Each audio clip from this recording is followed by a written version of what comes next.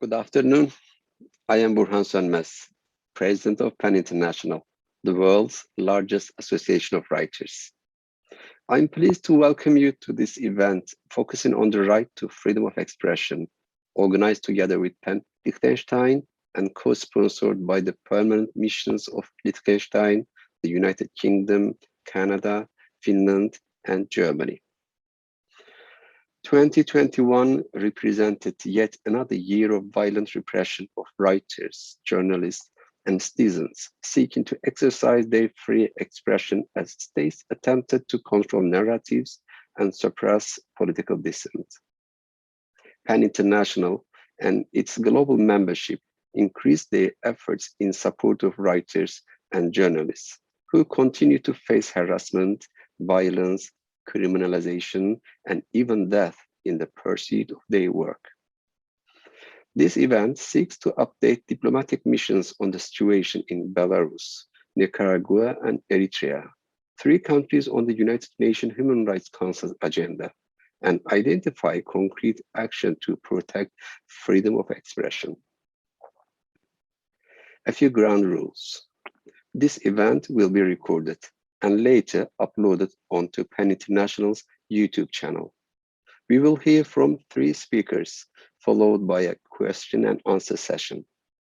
Participants will be muted, but I invite you to go into the question and answer function and add your comments and questions.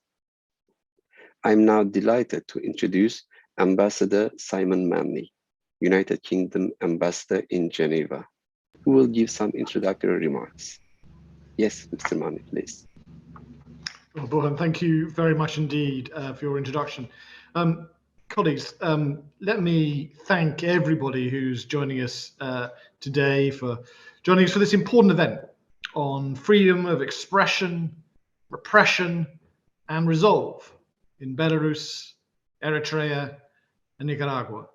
It's been co-sponsored by the permanent missions to the United Nations of Canada, Finland, Germany, Liechtenstein, and of course the United Kingdom.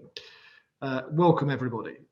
We've only got an hour, I think, so I want to keep my introductory comments very brief so we can hear from people who you're really here to listen to, which are the voices of civil society. However, I did want to thank all the speakers for joining us today and PEN International for organising today's event. The UK is supporting this event today because we believe that in any society, people need to be able to discuss and debate issues freely, to challenge their governments, including our own, and to make informed decisions supported by access to the information and views and opinions that are best provided by a strong, robust, and independent media. We know that the best organizations are diverse organizations in which we hear and take on account of the views of a diverse range of staff. And the same is true of successful societies. When we are all able to debate issues and ideas and challenge the ideas of the powerful without fear of persecution, we benefit from the diversity, the originality, and the creativity of our entire populations. And those of us, like the permanent missions who are sponsoring this event today, who value a free and independent media, need to work together to help those who are most at risk of persecution. So we as UK are proud to co-chair the Media Freedom Coalition and to work in partnership with the other member states to advocate media freedom and the safety of journalists. We support programs across the world to protect freedom of expression, improve access to information, establish new resilient business models for independent media in the digital age, and we speak out without fear through our overseas network of embassies across the globe to raise our concerns bilaterally with those governments that do persecute those in the media. But we recognize that much more needs to be done. And regrettably, we see that a growing number of countries are using increasingly restrictive laws and measures to stifle freedom of expression and to prevent the functioning of an independent media. So we welcome today's discussion, today's event, as a chance to engage more deeply with some of these issues as they affect 3 countries currently under the scrutiny of the UN Human Rights Council, and to hear from speakers on the front line about their experiences and recommendations about what more we could do together effectively to address these issues. Thank you very much indeed, Chair. Thank you very much, Mr. Ambassador. We know that repression in Belarus has reached unprecedented scope and intensity since the disputed presidential election on 9 August 2020. The country has witnessed a serious human rights crisis, with the Belarusian authorities systematically targeting independent media, journalists, civil society, and cultural figures. PEN Belarus, who has been monitoring and documenting violations of cultural rights, was officially dissolved by the authorities in August 2021, yet continues to carry out groundbreaking work. I'm pleased now to introduce Taciana Niadbaj, poet, translator, and executive director of PEN Belarus. Taciana Niadbaj, could you kindly give us an update on the situation for freedom of expression in Belarus in recent months, with a particular focus on media freedom and cultural freedom? What, in your view, is the role of the United Nations Human Rights Council in protecting these rights? Yes, please. Hello, everyone. Thank you for having me here. I'd like to start with the second question, what United Nations Human Rights Council could do. So United Nations Human Rights Council is called upon to defend the rights of all inhabitants of the earth and finds out what governments are doing in order to protect the rights of their citizens, whether they are fulfilling their obligations, voluntary obligations. And this is an important moment. On the one hand, Belarus voluntarily assumed obligations to realize their rights of its citizens by joining international agreements in this area. But when Belarus stopped fulfilling them, there are no absolutely mechanism to force the government to do it. Therefore, today we, citizens of Belarus, and our rights are unprotected. Belarus does not fulfill its voluntary assumed international obligations to protect human rights. At the same time, the government doesn't fulfill its obligations even inside the country. Today, the authorities violate both the constitution and other Belarusian laws. Moreover, it's already obvious that the problem of human rights in Belarus has ceased to be a purely regional problem and has become a problem for the entire region and all of Europe. And of course, I have a counter question here. What can the United Nations and the world do to protect us? How can we find effective mechanisms to protect us?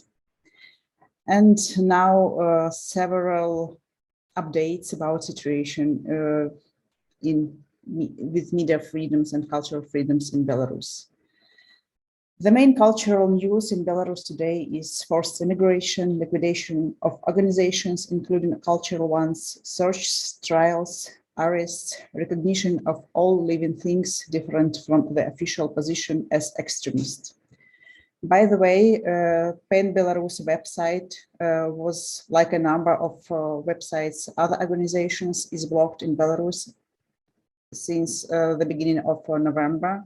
And now in Belarus, it is accessible only through VPN. There are 882 political prisoners in the country today, including more than 60 cultural figures, including 19 writers. I'd like to mention following oppressive trends in cultural sphere: self-censorship, transfer of Belarusian cultural products abroad. In addition to those who have left the country for personal security, cultural workers has also left the country for personal and professional actualization. de facto ban on cultural professions in Belarus. It is particularly impossible practically impossible for cultural workers, particularly those dismissed from state institution, to carry out the activities necessary for their profession. We are aware of another layer of repressions that remains in the shadow. Cultural workers, especially those living in the regions, remain alone in facing pressure and repressions without speaking of it, so that they continue to work in the country, even if in a different organization than the one from which they were dismissed. And it is a problem, it is one of the trends, fear of revealing one's identity. We should mention discrimination against the Belarusian language, the discreditation of cultural workers by state media, the launching of administrative and criminal cases against those who use national symbols, and the launching of administrative and criminal cases against those who participate in protest and solidarity actions a year ago.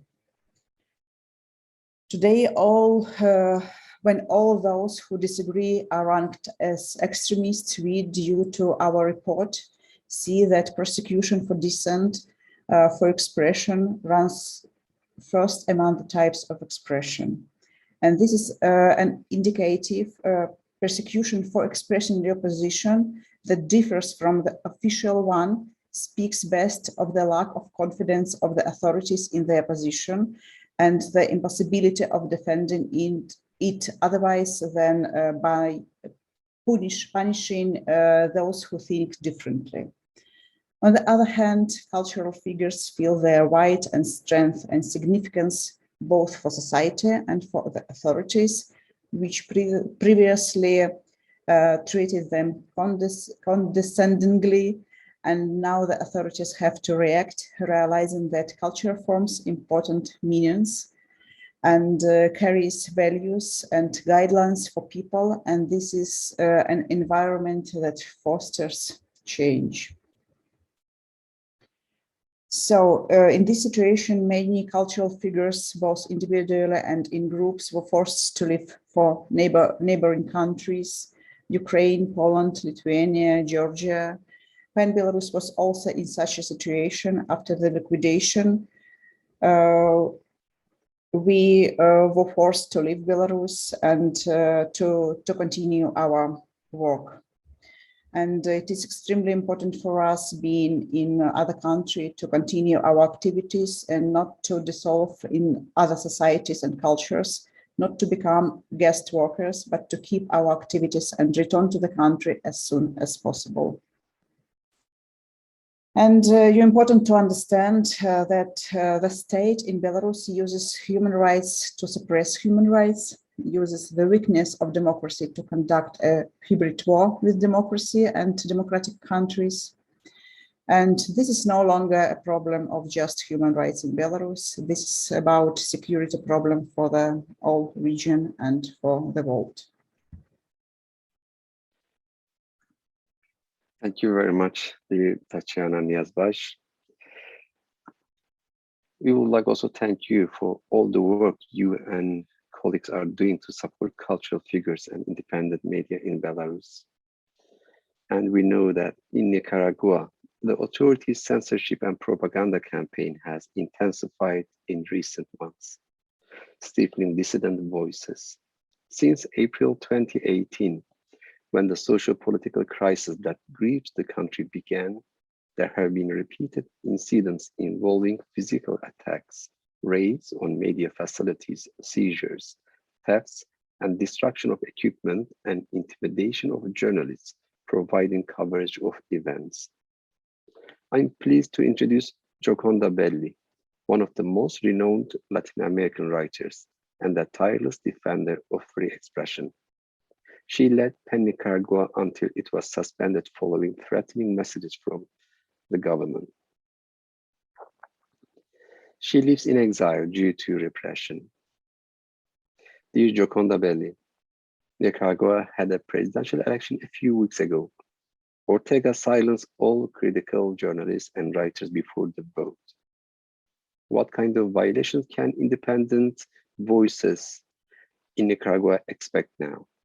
What can the United Nations Human Rights Council do to help address the situation? Yes, please. Thank you, Burhan, and thank you everybody for listening. On November 8th, the day he appeared in public to celebrate his self-orchestrated electoral victory, Daniel Ortega did not offer a word that would indicate he would deviate from the path of dictatorship he has chosen for Nicaragua.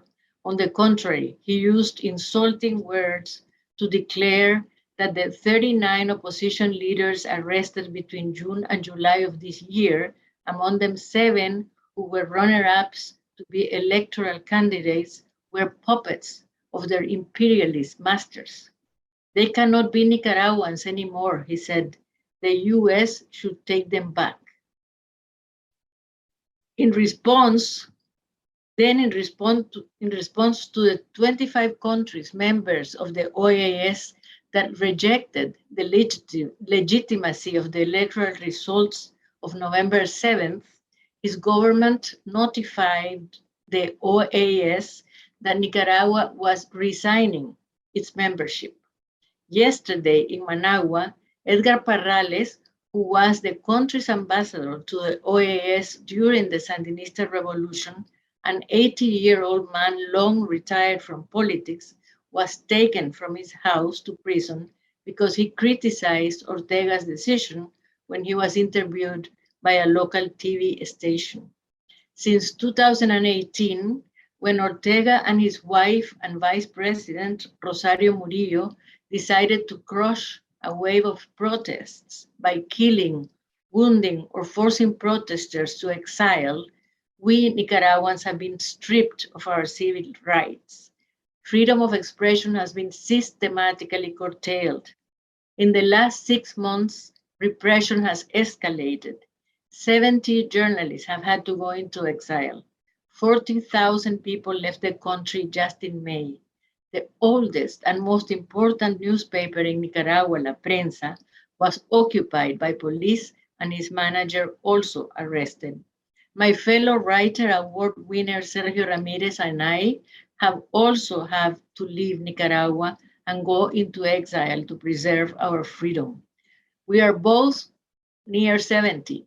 Our crime is to have expressed our opinions. They wish to condemn us to die away from our homeland. My brother, a former Minister of Education under the Chamorro government, had to escape arrest by crossing the Costa Rican border on foot, like many persecuted Nicaraguans. The following day, police ransacked his house.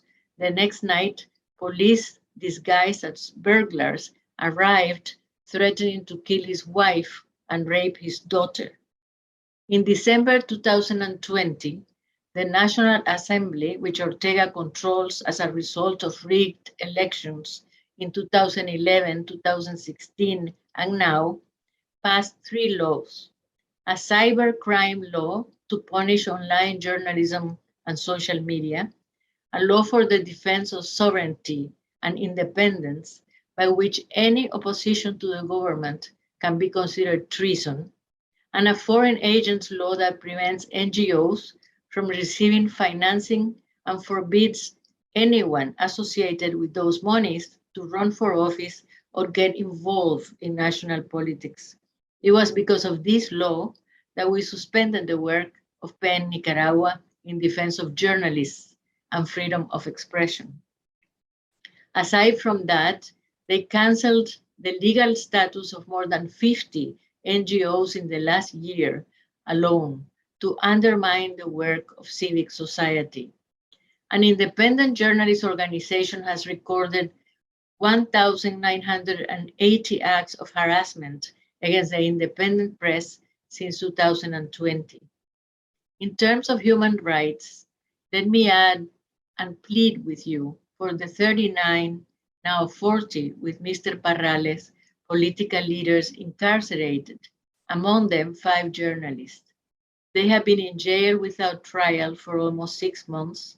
They are malnourished and kept in isolation.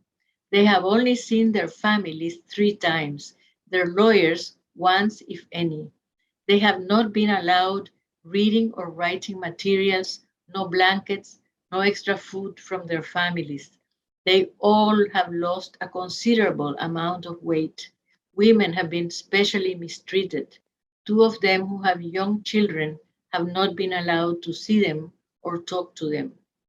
We ask that you request their freedom and that of other 110 political prisoners jailed after the protests of 2018. We ask that you request that they follow the Mandela rules for the treatments of prisoners. We ask that you request that they return La Prensa newspaper to their owners and journalists, and that they allow freedom of expression and stop harassing journalists. This is the most brutal dictatorship in Latin America in the 21st century.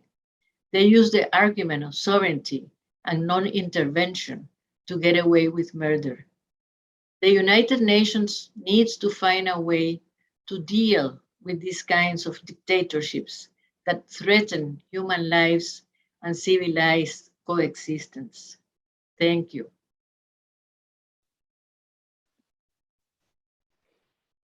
Thank you, dear Gioconda Belli. Now we know Eritrea has been consistently ranked as one of the worst countries for freedom of expression in the world, with independent media banned since 2001.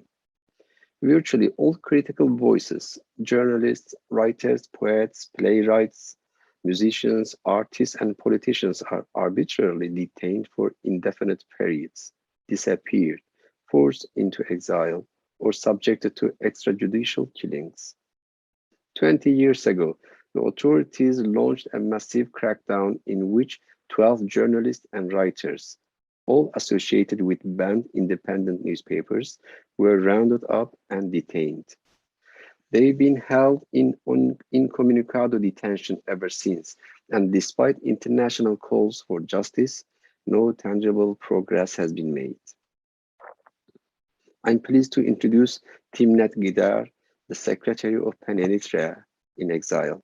She is a writer, educator, and historian, and is currently completing a PhD in African history at the University of Michigan. Dear Timnet Gedar, share with us an overview of the situation of freedom of expression in Eritrea.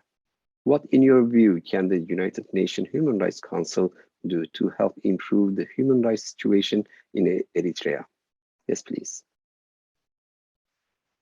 Thank you, Burhan. And first, I'd like to extend my solidarity to the panelists from Nicaragua and Belarus, on behalf of PEN Eritrean Exile. The situation of freedom of expression in Eritrea is extremely dire. As you began to mention, Burhan, the current state of repression began in 2001, when the government led by Isaias Afwerki launched the first major crackdown on the emerging political opposition and on the independent press. So in September of that year is when independent newspapers were initially shut down, and journalists, along with political opponents, were arrested, and they remain detained until today. Many here might have heard of the Swedish Eritrean journalist Dawi Isaak, who was one of the founders of the very first independent newspaper in post-colonial Eritrea called Setit. And he was one of the many detained in September in 2001. He's been identified as the longest detained journalist in the world, but again, he's not the only Eritrean detained for this egregious length of time. Ever since 2001, individuals have continued to be arrested, and we've seen continued enforced disappearances. Reporters Without Borders, again, as you've mentioned, has ranked Eritrea this year dead last in the world in its latest Press Freedom Index. So there's essentially no guarantee in Eritrea that you will be safe from harm or from state violence if you choose to express your thoughts in any way, whether it is in written form, published, or even in casual conversation with family or friends. We have seen cases of individuals arrested for expressing opinions in conversation or having been rumored to express opposing opinions to the government. So it's estimated that right now there are over 10,000 prisoners of conscience within Eritrea. It really doesn't get any more repressive than this. To me, this is rock bottom. I would also add that Eritreans outside of Eritrea in exile experience serious threats and constrictions on their freedom of expression. The arms of the state are long and reach to diasporic communities as well. This speaks to not just the physically punitive measures against freedom of expression, but also the pervasive psychological effects. There is real psychological violence that is enacted through the suppression of freedom of expression because of the ways that it trains us into silence and demeans our humanity. So in terms of what the UN Human Rights Council can do, I would say two things. One is to continue extending the mandate of the Special Rapporteur on the situation of human rights in Eritrea. Ever since the 2016 Commission of Inquiry on human rights in Eritrea, when that report was released, the situation has not improved, and in fact, it's probably worsened since then. So even though the Eritrean government continues to be uncooperative with that mandate and with the recommendations of the Human Rights Council, the council should not let up in truth-telling about what is happening in the country and should continue to apply pressure. This is especially important as the recent developments in Ethiopia with the war on Tigray are producing these really false and harmful narratives about Abiy Ahmed and Isaias Afwerki being, victimized champions of African sovereignty. They are not. So continuing to tell the truth about the Eritrean and the Ethiopian regime, I think, is really important. It also supports the voices of Eritreans who are voicing what their reality is, what their lived experience is, and the government is essentially gaslighting them and telling them it isn't true. And there is a really strong propaganda campaign both within and outside of Eritrea in that vein. So the second thing I would say is to guarantee the rights of Eritrean refugees. Eritreans who are fleeing the repression back home are risking their lives on some of the deadliest migration routes in the world. This probably isn't news, to anyone here, but across the Sahara in Libya, across the Mediterranean in Europe, in host countries in Africa like Ethiopia, Egypt, and Sudan, none of these places have proven safe enough for Eritrean refugees. We're hearing horrific tales of the UNHCR being unable to protect Eritrean refugees in Libya, and host countries such as Egypt that are deporting Eritreans back to Eritrea. We're seeing forced repatriations. All of these things are against international human rights, humanitarian and refugee law. I name this issue because protecting Eritreans outside of Eritrea is just as important as advocating for Eritreans within Eritrea, because it is they who fought to regain their right to freedom of expression by leaving. And it is they who will be the ones, with the power of that freedom and in solidarity with Eritreans within the country to topple the current Eritrean regime. So to not guarantee the rights of Eritrean refugees is really to ensure that the authoritarian Eritrean regime stays in power, and that is not what we want. So thank you.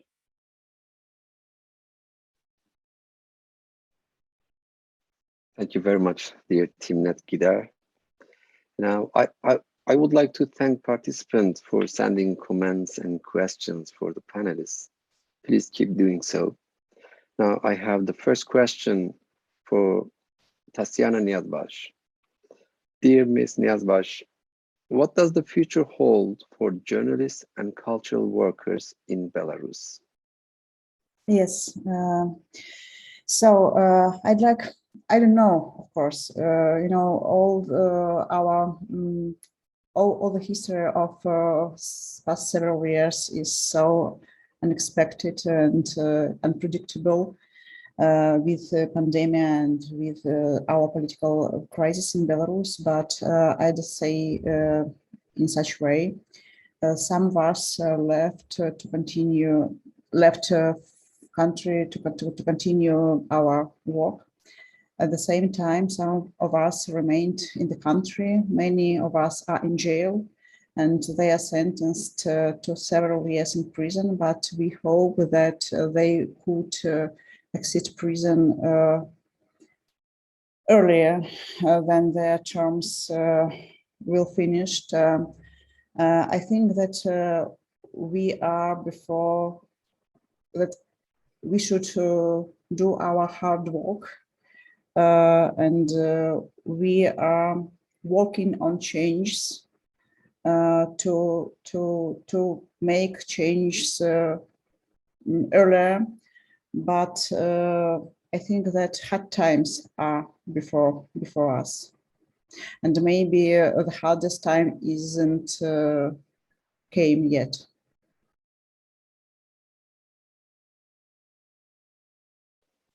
Thank you very much, Taciana. Now I have some other questions here then for other participants. Now it's about Nicaragua. Dear Gioconda Belli, it's to you. It says, what is the role of literature in these difficult times for freedom of expression in Nicaragua? It's been very important because we have very many social media, digital newspapers, and digital, ways of communicating. We still have the internet that we can communicate through, and literature has been, producing pieces of poetry. There is a book that was written by Sergio Ramirez that is the reason why probably he was persecuted, that talks about the protests in 2018. But, there is not a great atmosphere to produce literature. When we had PEN in Nicaragua, when it was active, we would have book forums every month, and we used to discuss books with people, and there was a thriving, especially young people were beginning to become very interested in poetry and in writing, and we have all kinds of production of literature in different ways, children's books.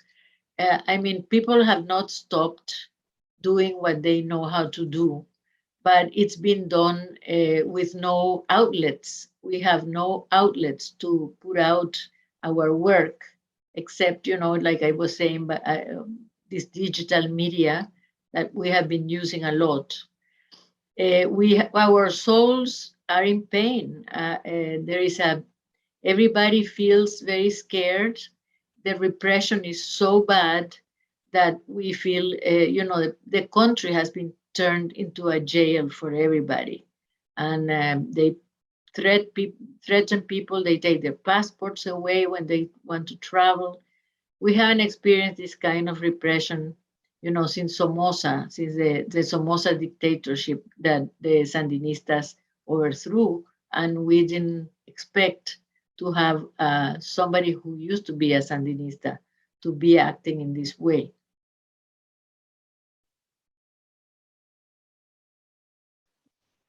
Thank you very much, dear Gioconda Belli. Now I have a question for Timnet Gedar. It's about Eritrea. This year, Eritrea became a member of the United Nations Human Rights Council. How can that affect the very dire situation in the country? Will it hamper the United Nations efforts to secure the release of David Isaac and others? Yeah, it was a surprise, right, to us that Eritrea was elected to the Human Rights Council. Obviously, with Eritrea being on the council, it will vote against, any resolutions that discuss human rights in Eritrea. But that is not enough for the resolutions to not be passed. I mean, I would say in general that Eritrea's position on the Human Rights Council is part of its desire to participate more, right, in different international bodies, which is different than in the past few years. And I think, I mean, that's why continuing to apply pressure despite that is important, because I think the government is trying to distract by participating in things like this, but never actually instituting any reforms. So instead of being coaxed into complacency or fooled by Eritrea's participation in groups and bodies like this, a pressure should continue to be applied in terms of whether it would really hamper efforts. I don't think so.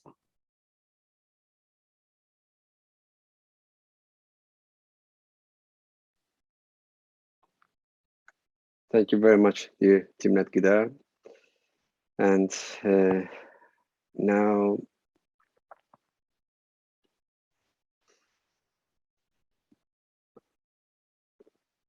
I think now there is one more question about Nicaragua. Some people claim that some actions of the Ortega government, including enforced disappearances, cannot be explained except for links between the government and drug trafficking networks. Does it also impact freedom of expression aspects?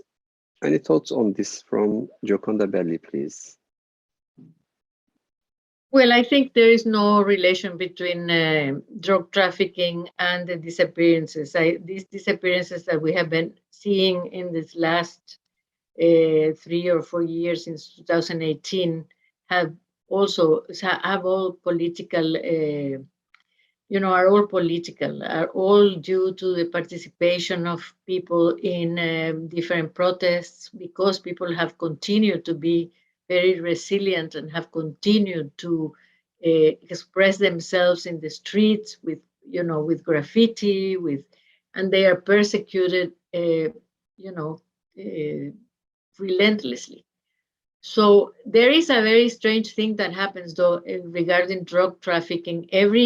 Almost every 2 weeks, the police finds enormous amounts of money that are supposed to come from drug trafficking, and they show them to the press, all the bills on the tables, and nobody knows where that money goes.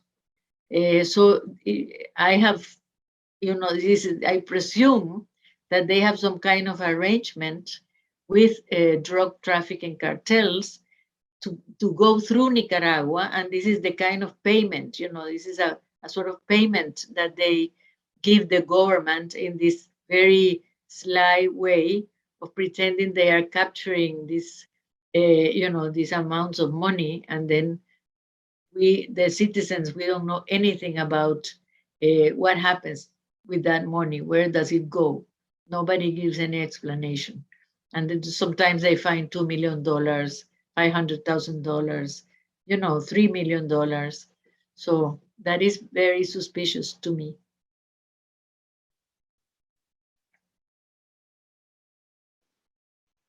Thank you very much, dear Gioconda Belli. Now, I would like to invite Permanent Mission of Finland, Sari Lahtiranta, to address us, please.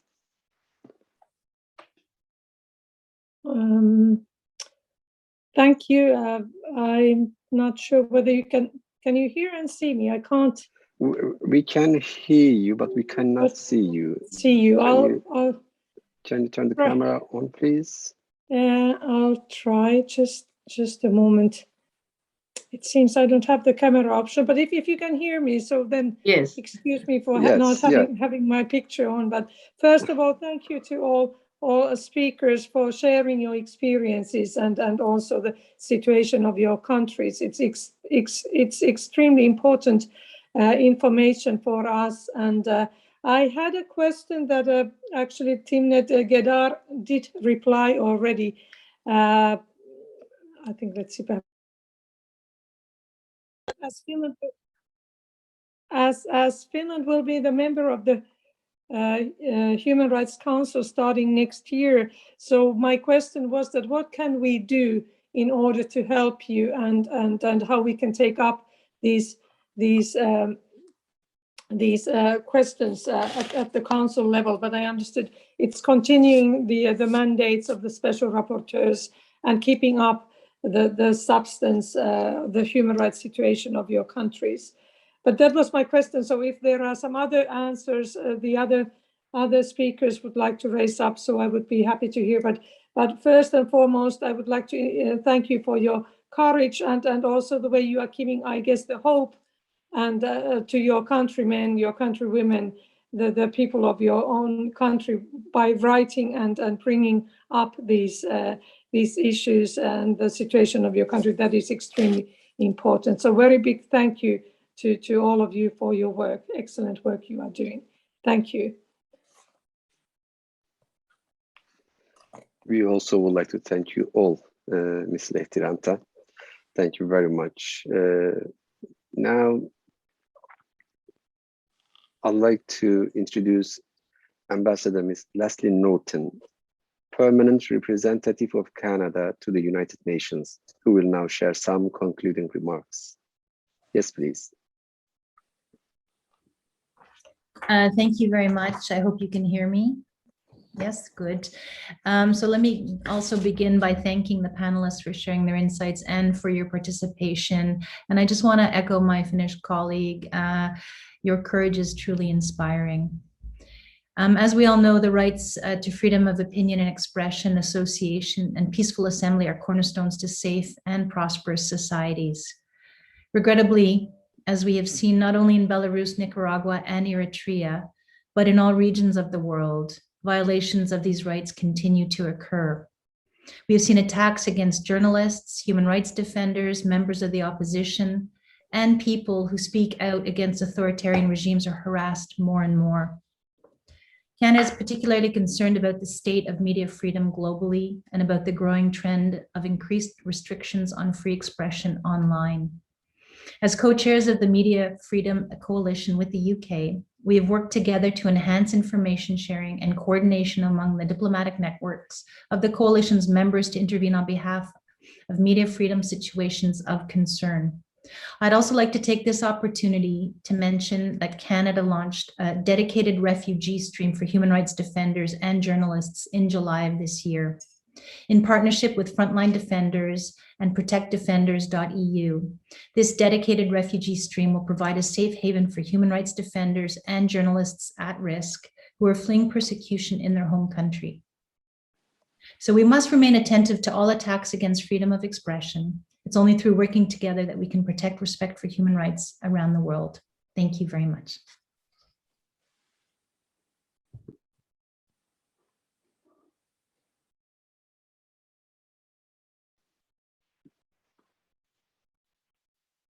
Thank you very much, Ms. Norton. And before concluding this meeting, now still there are questions coming in. Since we got another 15 minutes, maybe I can announce a couple of those questions here so we can hear answers from participants. Now, there is one question here, says, this is for Taciana, Gioconda, and Timnet. What do you expect from national PEN centers all over the world? Can we offer help with publishing your literary works somehow? Who would like to answer this question?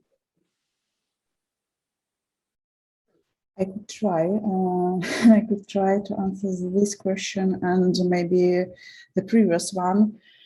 So we inform all international committees and PEN International as well about the situation in human rights violations in Belarus.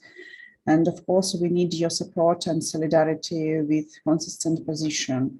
And we are really thankful for this consistent position for PEN International, to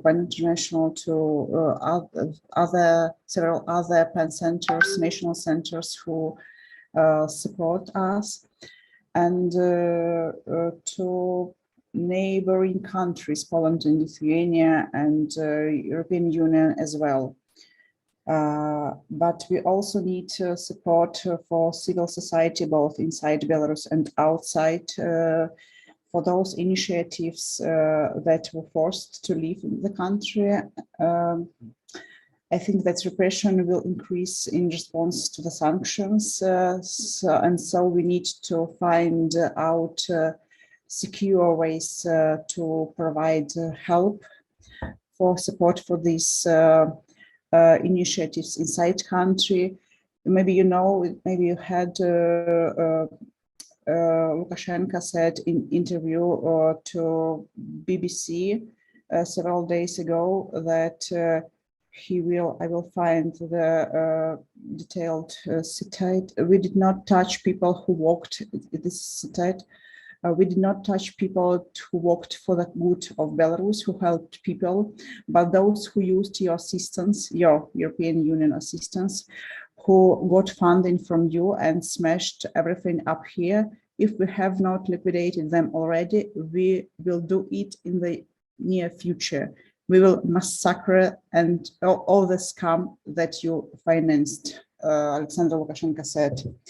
So I think that we need a secure way to support human rights and citizen initiatives inside Belarus, and support for those who left the country to make them to continue their work on democratic change in Belarus.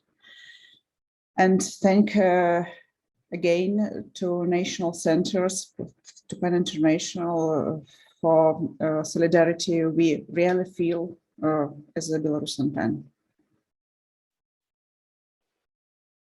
Thank you, dear Taciana. And Gioconda and Timnet, would you like to say something? Well, yes, Gioconda. I have a preoccupation that is, I think, of course, listening to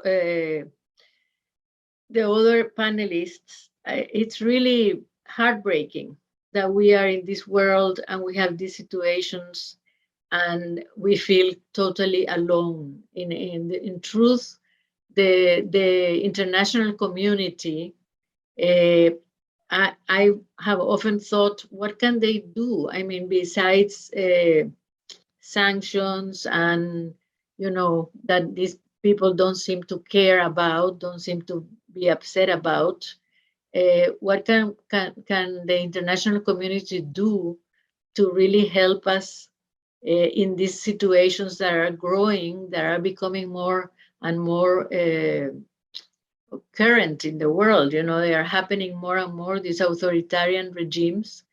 And I think there is a need, the United Nations was created after the Second World War to create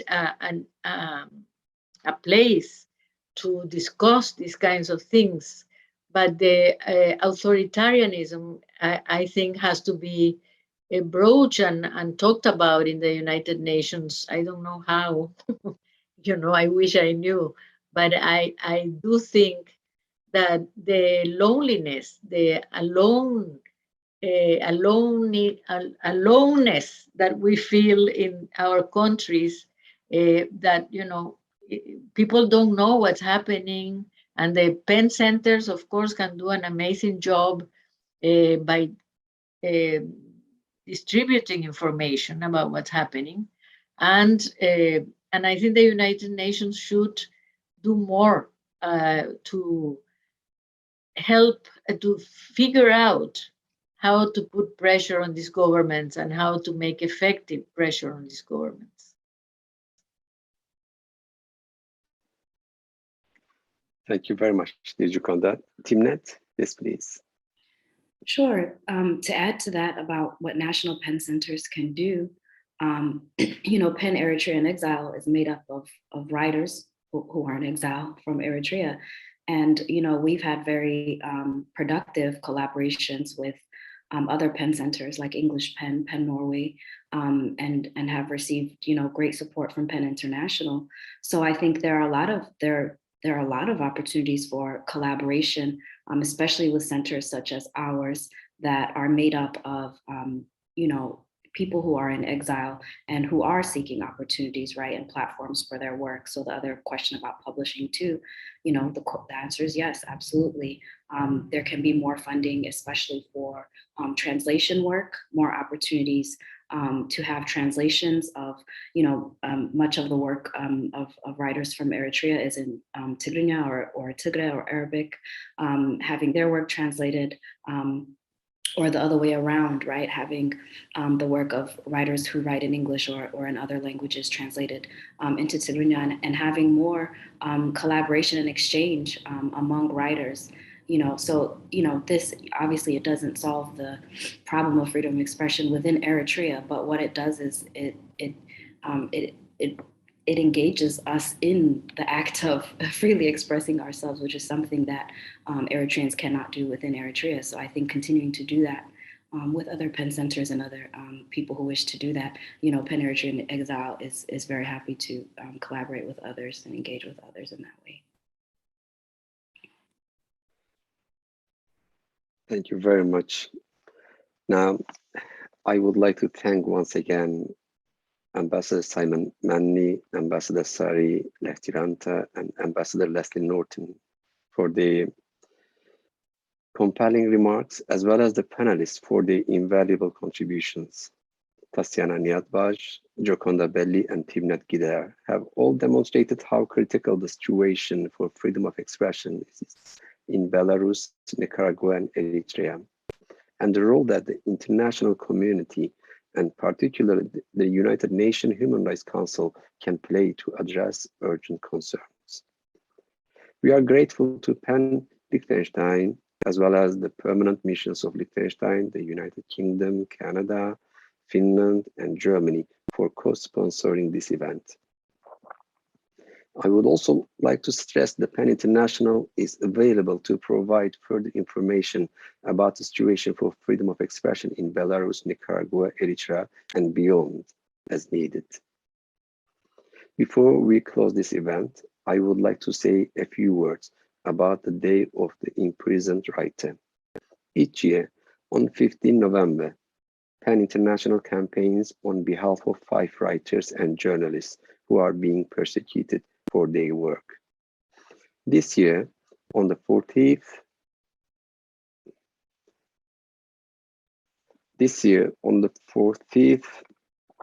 anniversary of the campaign, we are taking action for imprisoned Kurdish writer and opposition politician from Turkey, Selahattin Demirtas, Cuban musician and activist Michael Ozorbo, and writer, academic, and human rights defender Mohammed Al-Rukan from the United Arab Emirates.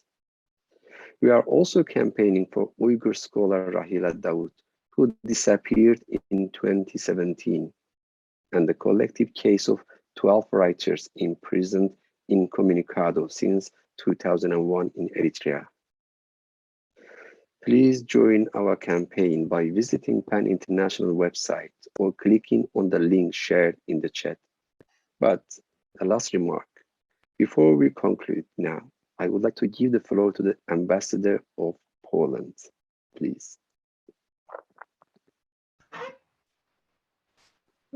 Thank you very much. Can you hear me? Yes. Yes, please. Thank you very much, Mr. Moderator. Poland would like to thank the PEN International and the missions of UK, Canada, Germany, Liechtenstein, and Finland for organizing this event on the globally deteriorating situation regarding the freedom of expression. I would like to briefly refer to the freedom of expression and of media in Belarus that has been critically deteriorating since the 2020 fraudulent presidential elections. The media and journalists have faced the unprecedented wave of repressions. Journalists were detained more than 500 times by the law enforcement agencies after the election day. More than 130 journalists were sentenced to arrest or administrative charges have been brought against them. Only this year, 101 cases of detention of journalists were registered, while more than 50 media representatives still face criminal persecution. 29 of them are deprived of liberty. The campaign of persecution has been aggravated by the amendments to the law on mass media and on mass events in the Republic of Belarus, changing the conditions of journalist activists. In particular, a ban was imposed on the publication of the results of unofficial opinion polls concerning the socio-political situation, referendums and elections. Also, there was introduced a ban on coverage of public events until they were authorized by the authorities.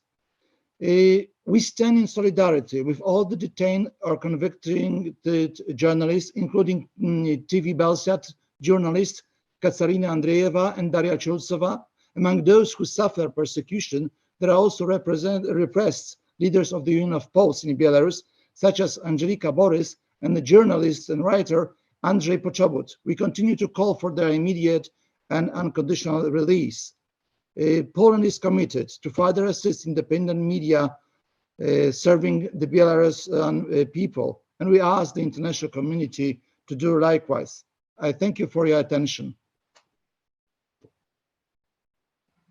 Thank you, Mr. Ambassador Zbigniew. That was the last speech of our event. I'd like to thank you all for taking part in this event, and I wish you all best in solidarity. Thank you.